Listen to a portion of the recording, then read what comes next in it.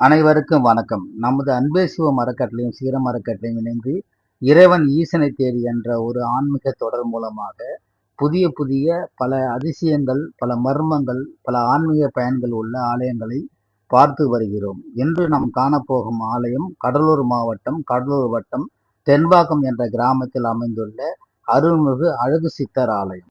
இந்த ஆலயம் குழந்தை பாக்கியம், தோஷம், திருமண தடைகள், வீடு மனை பாக்கியம், தீராத நோய் போன்றவற்றிற்கு பலன் அளிக்கக்கூடிய ஆலயம்.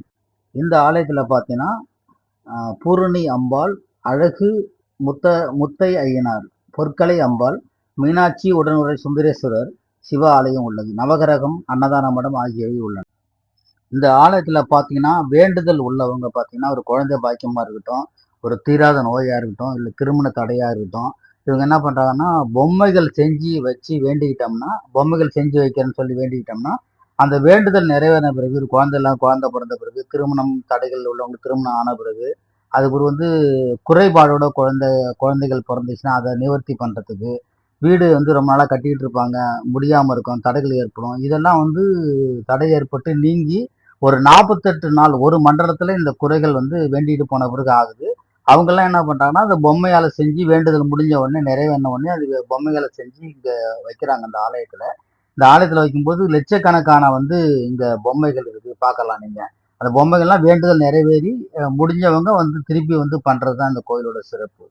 இந்த ஆலயத்தில் சிறப்பு பார்த்தீங்கன்னா நிறைய குதிரைகள் இருக்குது. அதில் ஒரு குதிரை மட்டும் பார்த்தீங்கன்னா மண்ணால் செய்யப்பட்ட குதிரை ஒன்று இருக்குது.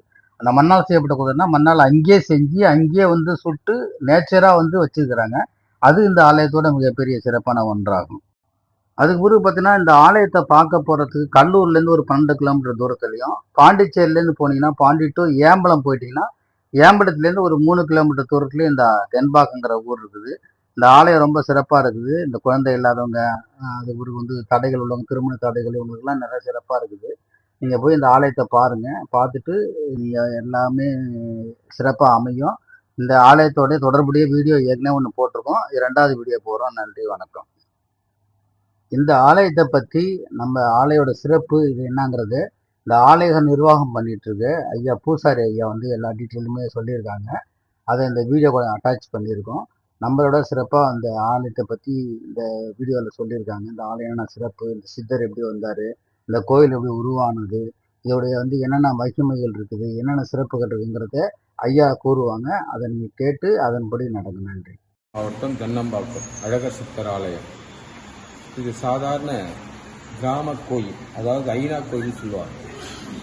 ஒரு கால பூஜை. இது ஒரு காடு, இங்கே யாரும் இங்கே போனதில்லை. உள்ளே ஆள் வர முடியாது. ஒத்தடி பாதையில் பூசாரி விளக்கேற்றிட்டு ஒரு கால பூஜை விளக்கேற்றிட்டு போயிடுவாங்க, தண்ணி ஊற்றி விளக்கேற்றிட்டு போயிடுவாங்க. அப்படி இருக்கும்போது இங்கே இருக்கிறார் அழகர் சித்தர். இவர் பூசாரி எதிர்க்கு நடந்து வந்தார். ஐயா சாமி, பெரியவங்களே இங்கே தங்கறதுக்கு இடம் இல்லை, ஊர் இருக்க விடமா போய் தங்கிடுங்க, இங்கெல்லாம் தங்க முடியாது சொல்லிட்டு பூசாரி சொல்லிட்டு போயிட்டார்.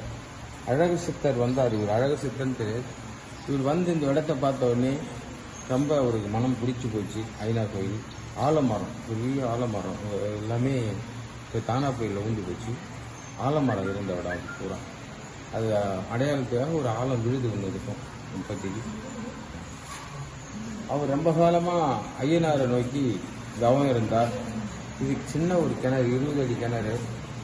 ஐநா கோயில் ஏற்ற மாதிரி 40 அடி கிணறு ஒன்று, 30 அடி கிணறு ஒன்று, 3 கிணறு இந்த ஏரியாவில் இருந்தது. எல்லாம் மறையப்பட்டது. இவர் முத்தி வரும் நாள், ரொம்ப நாள் இவருக்கு பார்த்தவருக்கே பூசாரிக்கு 67 வயசாகி போச்சு. அவர் ஒரு காலம் தண்ணி ஊற்றிட்டு போகும்போது இவரை பார்க்கும்போது எப்படி பார்த்தாரோ அதே வயசான தோட்டத்தில் அதே பார்த்த மாதிரியே இருந்தார் பகவான்.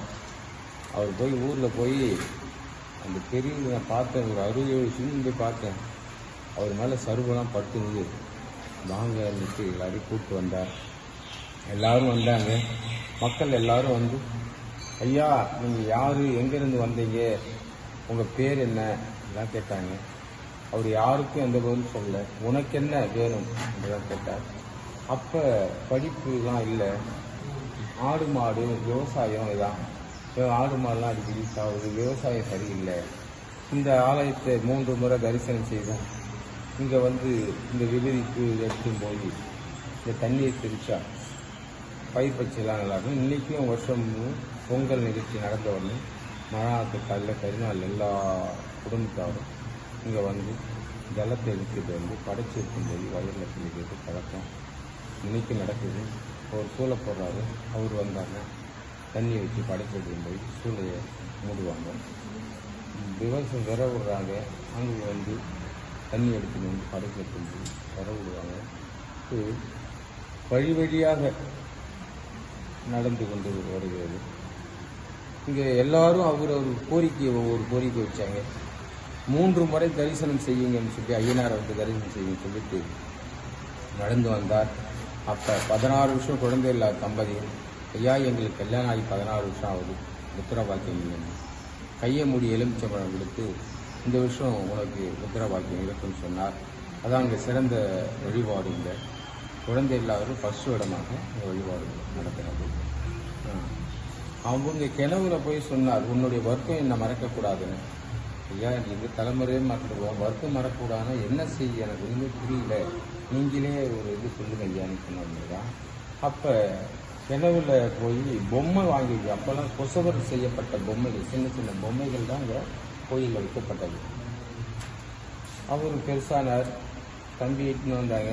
தம்பி இந்த கோயிலில் வந்து அழகருக்கு வேண்டிக்கு நீங்கள் போகிறதா உனக்கு பொம்மை வைக்கணும் அவருக்கு சொல்ல, அவர் கல்யாணம் ஆகி அவங்க குடும்பத்தில் சொல்ல வழி வழியாக நேர்த்தி கடை என்ன ஆகணும், டாக்டர் ஆகணும்னா வேண்டியும் போய் டாக்டர் ஆனவொன்னே வந்து செலவிக்கிறது.